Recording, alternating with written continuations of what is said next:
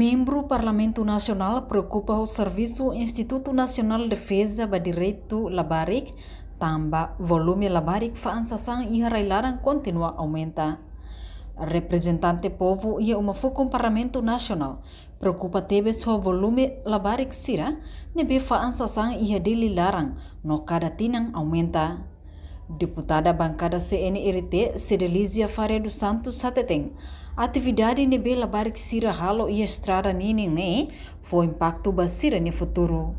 Notuirnya, situação idani continua acontece, tamba indica lahala o serviço hodiak, tamba ni husuba governo atau tahu atenção ba problema hirakne.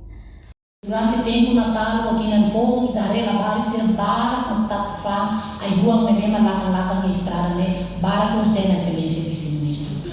Hawano kita ni governação no governo ni favorita ita serviço para diminuir com sebeda halakang na labarik siram sa sangi estrada ne.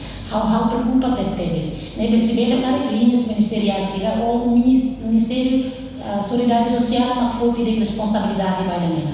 Também tatati indica niya na ba tapi awak sila di serviço ni sila de sila la preocupa. Sekarang instituição ida dependente hari dia maklahar ni serviço ni ita benefofil fariba Ministério Sosial para tomar responsabilidade. Também ameaça para futuro ita ni nuansi niya. Entah ang uso ba excelência vice primeiro-ministro ita be consideração ni. E hame preocupação ikus no haula Hatamba preocupação ne vice-ministro assunto parlamentar. Adérito Hugo da Costa promete sebolo atenção ba ministério relevante ho indica, ho ditau atenção ba questão ne.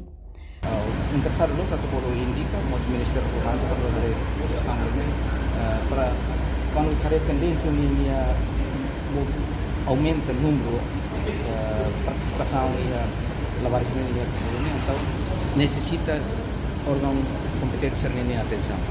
Karena memang kami yang tetap saya masih orang terus kota batas tamu dan interessado los tambah até sira ketika indica na que entidade na que hari apropriado ba asunto ini harus estar la fiesta.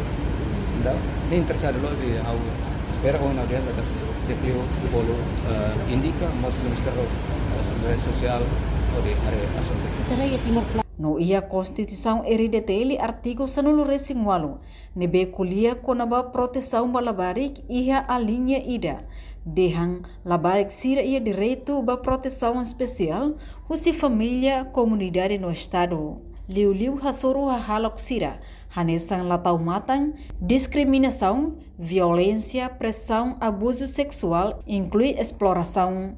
Reportagem Melda Fátima, televisão Timor Post. Janela informação ba emohoto. Atua tem informação atual dia kliu. Kita haluha. Haneham botão subscribe, like. Halo comentário no fahe tutang ba media sosial hotu.